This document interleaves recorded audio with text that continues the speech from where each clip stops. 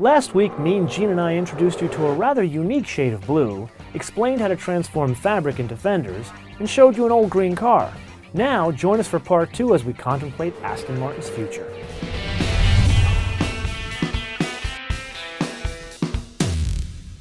We talked about the body being composite, and it is, but so are the brakes. They're composite ceramic with massive rotors, cross-drilled and vented. Now this car is not your normal Aston Martin. Now, you people know me as a Rolls-Royce Bentley guy, but I can tell you that I've worked on and I've restored Aston Martins for decades, and they're wonderful cars. Now back in the day, they tried to build a car that wasn't a Ferrari. You do not have to be scared of this car. You can own this car, you can drive this car, you can even tinker with it. You can open the hood and play with things. You can use all the controls. It all makes sense. If you had, say, a Ferrari Enzo and you opened the hood, it would look like it came from a different planet. So Aston Martin has really achieved what they've always been, and that is the un-Ferrari. If I'm honest, there isn't a guy who's going to cross-shop this thing against an F12. Or an F12 against this. There's a Ferrari guy like, oh, I've always wanted a red Ferrari, I'm buying this one. Or I've always wanted a Flugplatz blue Aston Martin, and I'm buying this one. Granted, I've always wanted an Aston Martin, but never a Flugplatz blue. That has subsequently changed, but I digress. I want to see Aston Martin succeed. I think Aston Martin has gotten to that point where it's no longer a for-profit company. Follow me on this one for a minute. It's no longer a for-profit company. It is a public concern. It has gotten to that status in the world where it makes the world a better place by having Aston Martin in it. And everyone agrees. And that's why the company has changed hands so many times over the years. But I gotta be honest, Ford, man, when they sold it, they pissed me off because I knew that a company like this, they need development money. That's why Lamborghinis have gotten to the point where they're reliable. They're fun to drive and they're not gonna kill you.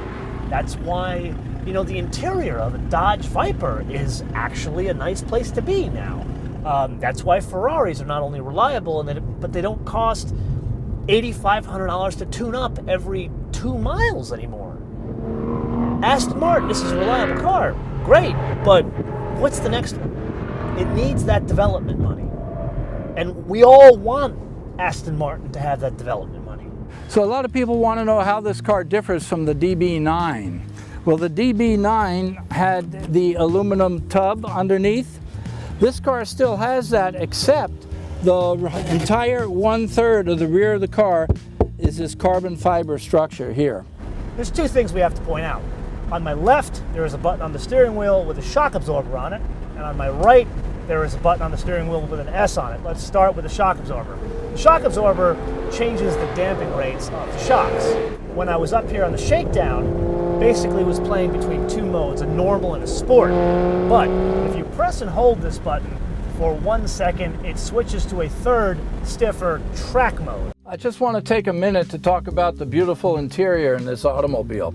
First of all, the main stitching in the seams is color coordinated with the exterior body color, and it's a beautiful contrast to the gray leather. These square or diamond pleats here, they're beautifully done, and the stitching is so fine and so uniform.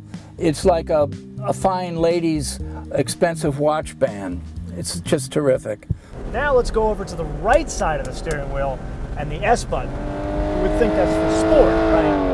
Engine mapping, that kind of stuff. Or if you're driving in automatic mode, the transmission mapping where it will hold the gear longer.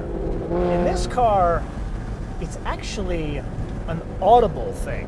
Or, I don't think they intended to be an audible thing, but it turns out to be an audible thing.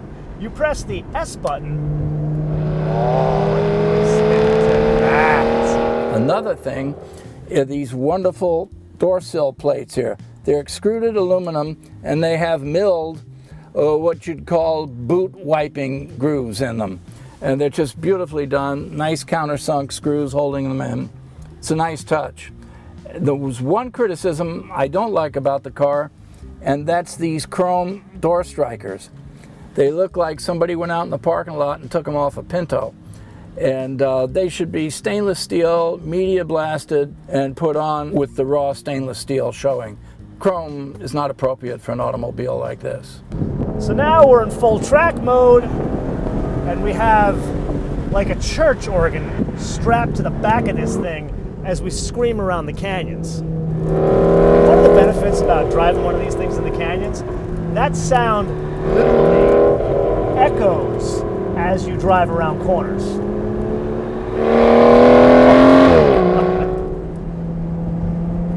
How could you not love that? My life is going to suck after giving this car up. Now, we talked about how this is made out of carbon fiber, but let's take a look and see what that really entails. First of all, you get the carbon strands and you weave them into that cloth material that we talked about earlier. Now, there's a single weave and a double weave, but once you determine what you want, you still have to determine how you're going to lay it out. Why is it going to be stronger this way than that way, and other details that you need to put into it. Then you have to sandwich it between the outer panel, finish it off. Now, this deck lid took 30 man-hours to construct. And look at this. This is the reason they use carbon fiber. It's flexible, but yet it's really strong. That's not going to break, but I can bend it with my thumb. It's pretty amazing. And you know, they have all this high technology and all the new gadgets, but look, it still has a CD changer in it. So if you're taking stock, we've got carbon fiber, we've got an aluminum tub, and we've even got a CD changer. But what about this whole meaning of Flugplatz blue thing? This, friends, is where our story goes from merely interesting to downright unbelievable, even for a guy like me who's driven a lot of cars. I think the best way to describe it, you know that popular notion that most people have of drivers of, say, exotic cars or ultra-luxury cars, you know, Lamborghini, Rolls-Royce, Bentley. I guess for lack of a better term, they think they're jackasses or they're trying to make up for something. Well, when you're driving a baby blue Aston Martin, I didn't realize it, but most people think you're the second coming of Christ.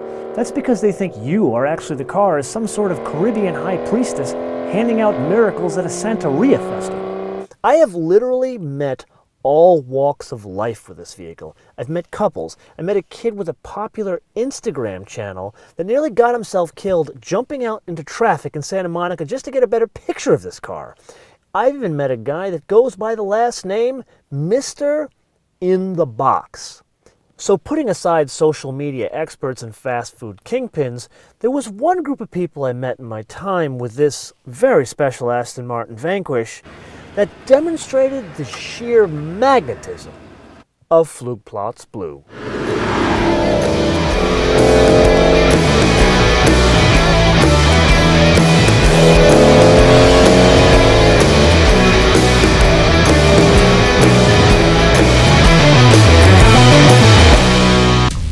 Okay, so here's the script.